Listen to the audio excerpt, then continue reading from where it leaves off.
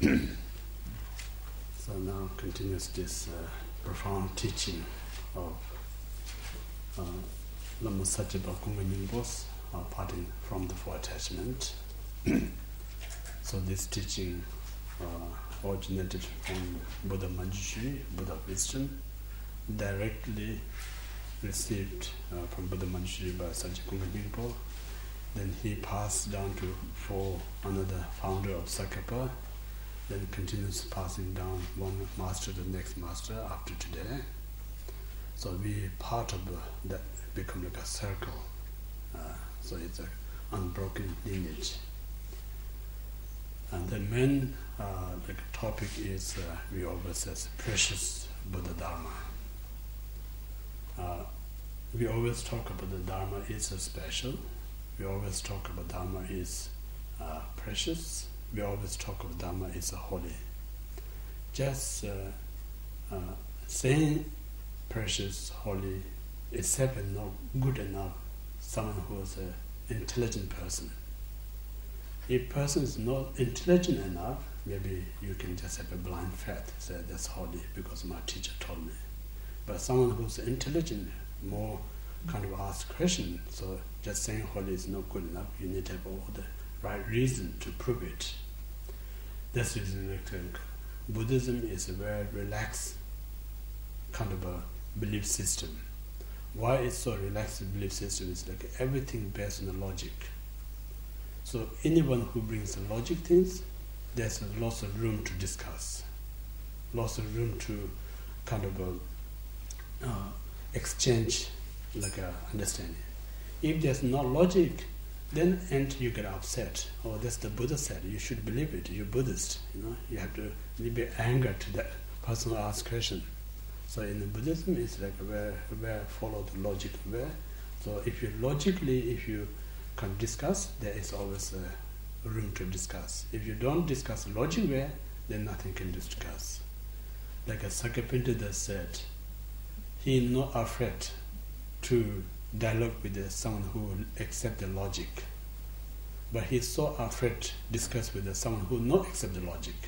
Then nothing to argue, Because if you don't accept the logic, then nothing to discuss because they're stubborn. So that's the reason Sakapinta says, I'm very not afraid to discuss with an intelligent person who follows the logic. Person who not intelligent enough, not have a logic, then very hard to discuss. So this is a very logical system in the Buddhist philosophy. So now, like when we say precious, why we say the precious Dharma, special and holy is important. First think about every one of us, we're dwelling in this ordinary world. Sometimes we call it samsara, in Sanskrit word samsara, or samsara means like ordinary world. So when we live in this ordinary world, every one of us having our own challenge, our own difficulties, our own problems. So you're not going to find any person as ordinary, not going to find anyone says, I don't have any problems. Everyone, we have a different size, some have a less, some have more, but everyone has a problem. That's the reason we call it ordinary beings. And then this problem, we all have a different kind of a way of thinking. Maybe some of us, we think my problem is because I'm not doing well my job. Maybe that is a cause of problem. Some of us, we think I have a problem because I have a difficulty with family. That caused my problem. Some of us, we think I have a difficulty because of financial problem. That's a problem. Some instances because the country where I live, there's a problem. So normal ordinary beings, we just putting more out there, or my problem come almost like appears from there. But Buddhism says of course outer lack of finance or difficulty with the job, or having a relation problem with the family, or difficulty in the country where you live, of course they contribute some form of difficulties or issues in your life. But those are the not prime cause of problem. The prime cause of problem is our own mind. So every mind is, we're not talking about the creator of the problem. One particular mind, one specific mind. That specific mind is there's so many the creator of the trouble in our life. The root of the problem is grasping of self. From there we make mistakes. Yeah? So then when we grasp self, self is such things exist, then it's worthwhile to grasp on it. But the self that we're grasping, if you use your wisdom and carefully analyze or examine, you're not going to find it. Something never exists. Our ignorance mind believes it's existing, then we grasp on it. So since we're grasping the self, then out of that all sorts of limited inflation rise, such as anger comes from there, attachment comes from there, jealous comes from there, and ego comes from there. So when we arise this mental affliction, so this mental affliction are the creator of all the negative karma.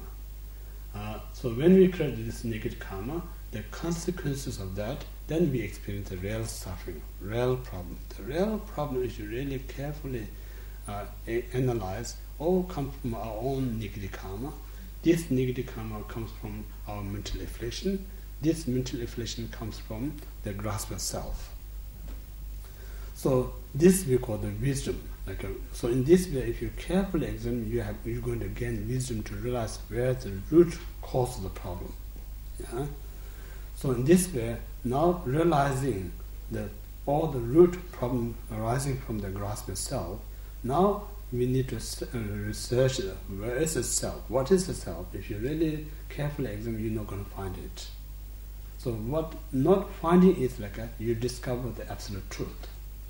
So whatever you discover absolute truth is the mind that finding absolute truth is wisdom. So that wisdom is the Dharma. Dharma is no other than that. So that's the reason called the Dharma is one's mind. Yeah? So within the Dharma, there's two types of Dharma. One Dharma that helps you to free from that samsara. One Dharma that helps others free them from the samsara. So in this way, like I said, if we only develop the wisdom, so wisdom only helps individual free from the samsara.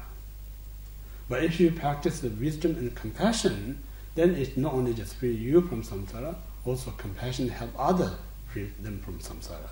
So that's the reason only wisdom used as the prime path. That particular school we call the Shavakayana or Hinayana school. Then other school who use the wisdom and great compassion together, that practitioner we call the Mahayana practitioners. So that's the reason Mahayana is a more extra kind of a compassion than wisdom. So that's how we define the Theravada and Mahayana schools. So in this way, without wisdom, it is impossible to discover the root of the samsara. Without finding the root of samsara, we're never ever going to fix the problems. So once we discover that the problem comes from grasping of self, now we have to train our mind not to fall into the grasping. So constantly we have to rescue from that. That's what we call the practice. Because just the moment you realize, you're automatically going to free the grasping, because we habit this for beginner's time so heavily.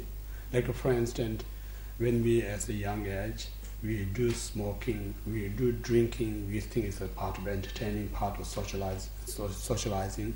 And then eventually we get older, we realize, oh, this is not right, because it's going to cause lung cancer or some serious sickness. You may get the wisdom when you mature enough, but instantly you're not going to give up. You cannot quit the smoking or drinking. No? So based on that, now you have to work hard. You need to be tough yourself. So even though I really attempted to smoking, even though I really attempt to drink, but I know it's not good health, not good for myself. So I need to be strong not to drink. So instantly we cannot stop overnight, but what we need to do is gradually reduce the amount. If I'm having a packet of cigarette a day, so now I have to reduce one cigarette less than packet a day. then one weeks, months, eventually, then one day maybe say, I can only have one cigarette a week. So that's gradually, one day it's possible you can quit the cigarette. So similarly here, grasping self is very addictive. It's not easy to overcome it. So first one need to really aware the seriousness of the grasping self. And then that encourage us to free the grasping self. That's what we call the practice. So in this way, only wisdom frees us this grasping self. So if you look at that point of view, then you know Dharma is precious. Dharma is holy. Dharma is what we call the special. Because the reason why it's special, the main problem all that we experience come from the grasping of self. Only something that uproot that problem is the Dharma. Nothing else can help us. No matter how much wealth you got, they're not going to solve your problem. No matter how possession you got, they're not going to solve. Only the wisdom. So when you understand, now it's right to say Dharma is holy. It's right to say Dharma is precious, because there's a reason, there's a logic. Make sense? Yeah? So in this way, one need to really exercise our mind to really understand the value of the Dharma first. Not just simply someone talking about Dharma is special, giving all this logic, or just simply reading some book and all this, that's not good enough. You need to, your own personal experience is so important. I mentioned a person who explained these things, read a book that you give in this information, that only give you some information. But the real who really can confirm this is really special is yourself. So that's the reason you need to really put effort to your own mind, because we have that's what we call it, we're so fortunate to have this intelligent mind. So this intelligent mind, if you just believe someone says everything, then we're not using it. So intelligent mind means we just get information is important, like a Tibetan saying it's good to get all sorts of information from different people. It's very important, because sometimes you may think I have a great idea, but not necessarily great. Some other person may have a greater than your idea. So it's good to listen to everyone's advice. But at the end of the day, you not need to make a decision what other people say. You have your own right to make your own decision. So because when there's an opportunity, you collect all sorts of ideas. Then among them, which one is the best? If your idea is the best, then you make that decision. If someone else give you an idea that's better than your idea, you just let go your idea and make that decision. Because whatever best idea you make decision, end of the day, you're going to be benefit. So in this reason, always we talk about allowing others the information, and then end you use your intelligence, make the right decision. So that decision never going to make mistakes. That decision makes you change your life. So in this way, we kind of good to know about the preciousness of Dharma first.